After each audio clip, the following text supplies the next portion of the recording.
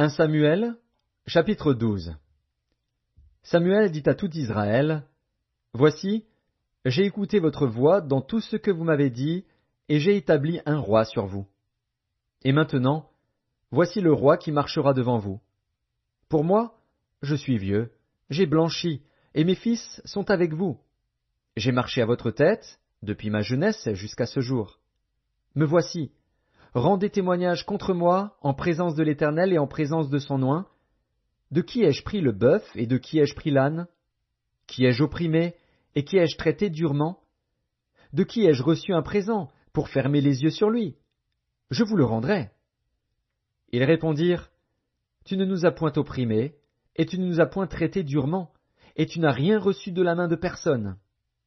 Il leur dit encore, L'Éternel est témoin contre vous, et son oint est témoin, en ce jour, que vous n'avez rien trouvé dans mes mains. Et ils répondirent, Ils en sont témoins. Alors Samuel dit au peuple, C'est l'Éternel qui a établi Moïse et Aaron, et qui a fait monter vos pères du pays d'Égypte.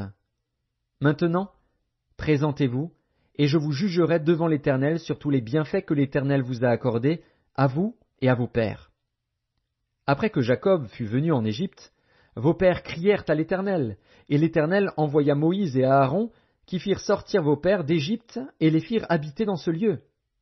Mais ils oublièrent l'Éternel, leur Dieu, et il les vendit entre les mains de Sisera, chef de l'armée de Hatsor, entre les mains des Philistins, et entre les mains du roi de Moab, qui leur firent la guerre. Ils crièrent encore à l'Éternel, et dirent, Nous avons péché, car nous avons abandonné l'Éternel, et nous avons servi les Baals et les Astartés. Délivre-nous maintenant de la main de nos ennemis, et nous te servirons.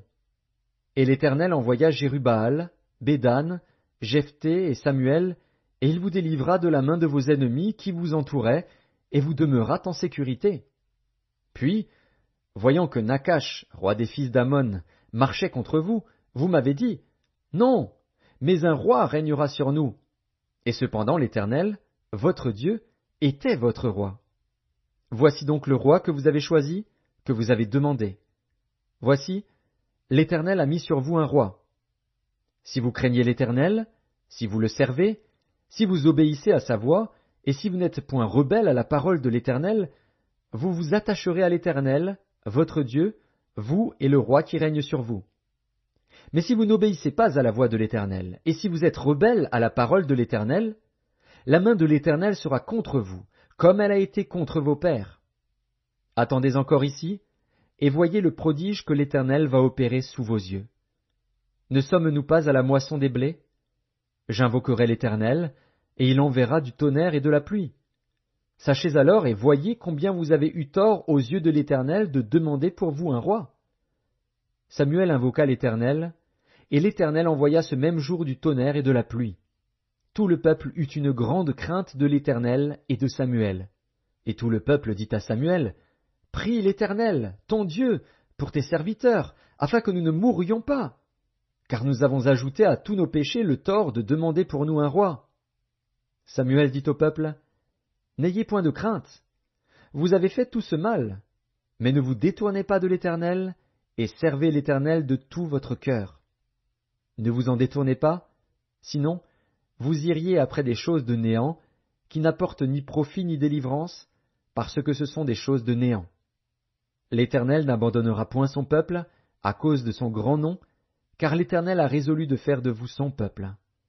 Loin de moi aussi de pécher contre l'Éternel, de cesser de prier pour vous.